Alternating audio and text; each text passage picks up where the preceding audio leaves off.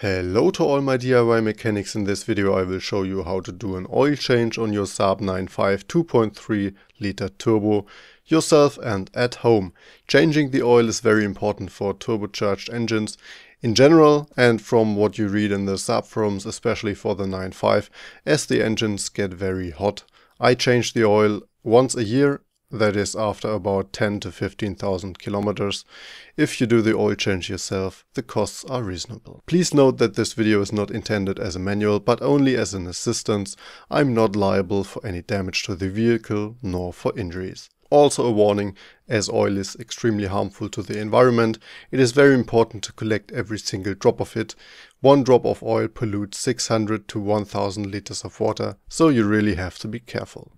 If you don't have a lifting platform available, you can also do the oil change with the car jacked up, but make sure it is secured against rolling away and is standing on stable supports or on an access ramp. You need space to get underneath it and for the oil collection container.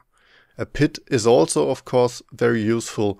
In many cities, however, there are regulations that prohibit oil changes on private property.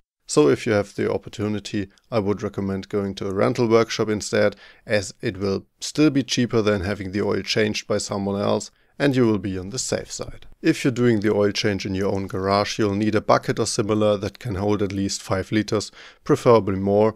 I placed a large plastic box on top of a cardboard and an empty 5-liter oil can in the box.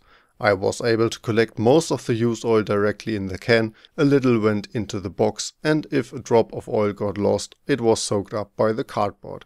As I said, nothing must spill, overflow or leak.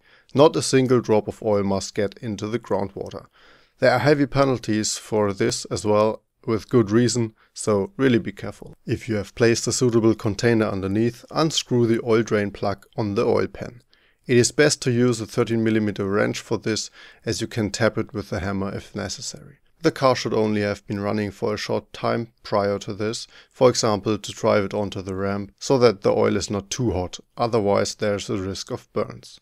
If the screw is loose, you can unscrew it by hand. If this video was helpful so far, please leave a like and a subscription to my channel so that you don't miss new videos. It also makes me really happy to see the number of my subscribers growing, as that proves to be worth making these videos. When most of the oil has run out and is only dripping, you can screw the screw back in. It is recommended that you buy a new screw, as this will be 100% leak proof. The seal on the old screw may be damaged.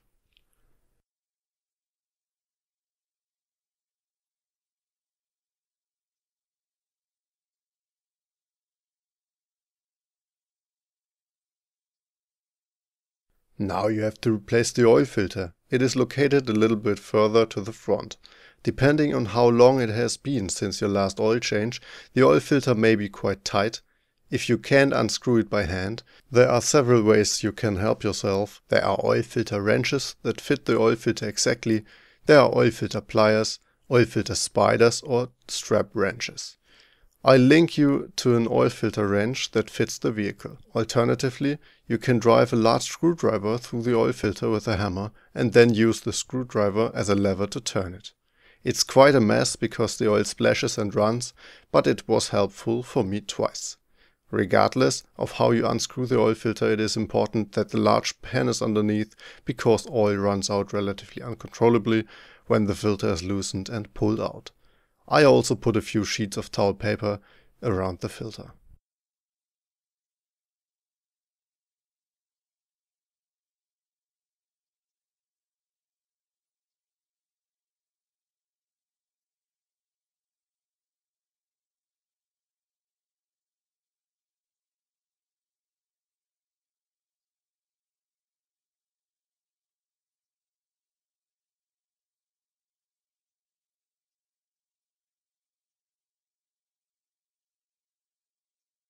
The rubber seal of the new filter now must be lubricated with a little old oil so that it will not be damaged when tightening.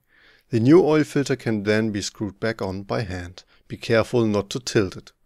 Then tighten it properly with a non-slip glove. I did not use the oil filter wrench or torque wrench for this. We will do a leak test later on.